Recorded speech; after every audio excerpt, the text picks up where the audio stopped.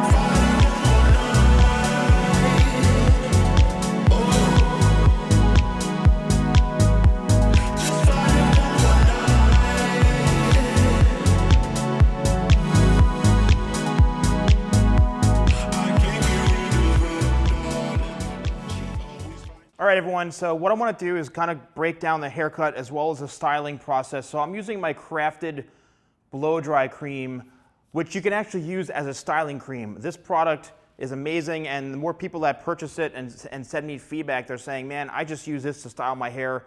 I want something light and easy and, you know, nice kind of medium hold, but just a great texture. So it's good for styles like this if you want to kind of slick it back a little bit and, you know, without having it be super strong. And also it smells incredible. So I'm gonna take 2 pumps like this, and keep in mind his hair in the movie, it looked like it was always kind of damp or a bit lived in. Also, this is obviously on a mannequin. So getting this to stay back like how he has it, maybe a bit of a challenge, but let's see, okay? So what I'm doing is I'm tucking the hair behind the ear, because in the movie, he did have his hair tucked back. And it was kind of interesting because I kept looking at it and looking at different, you know, clips and things about his hair. And I was like, nope, it's definitely just tucked behind his ear like this. And that's how you get it to stay back. You have to make sure that this is long enough to slick back. And that's also where the product comes in. Now, on a human ear, it's much easier to kind of tuck that hair back. But I think this actually looks pretty darn good and pretty close to his hair. So let's break down the haircut and what I did to achieve this. So I created my length throughout the back into here in the nape area, as you can see. So it's right about right here. And then I continued to work upwards this way. When I got to the front here, I said, let me establish the length first so it's long enough to go behind the ear. So I would say the length, as you can see down here, is actually almost to the bottom of the ear, because if it's too short, it won't go back behind the ear. And that's the whole key of this whole look, is that his hair is just kind of slicked back behind the ear, and then the top just kind of flows over it. And that's what's important about this, is if you're getting your hair cut, you have to make sure that your hair is a little bit on the longer side, believe it or not. So then the front, I cut to about right here, to just about the top lip or just under the nose. Again, depending on the size of the forehead. If you have a small forehead, you know, obviously it's gonna be much shorter. If you have a larger forehead, the hair is gonna be a bit longer, okay? And then what I did is I created my layered shape by pulling all the hair out from the head, and it's a bit shorter down throughout the bottom here, and then it gradually gets longer. So I'd say the bottom is probably about 2.5, no more than 3 inches throughout the bottom here, and then it gradually goes up to about, I'd say 5 to 5.5 inches throughout the top, and then also in the very, very front. All right, this is the longest point in through here, not a whole lot longer, because you do need to have these pieces come down. So then I connected the top and the back. It's also very important to have this type of flow. Everything has to be connected with the layers. So I worked my way coming forward, and then I held everything out actually here more on a square shape like this. And when you cut the hair and leave it square, it doesn't make it so rounded into here. I wanted to have a bit more of a flatter look right into this area, and that's why I cut it square.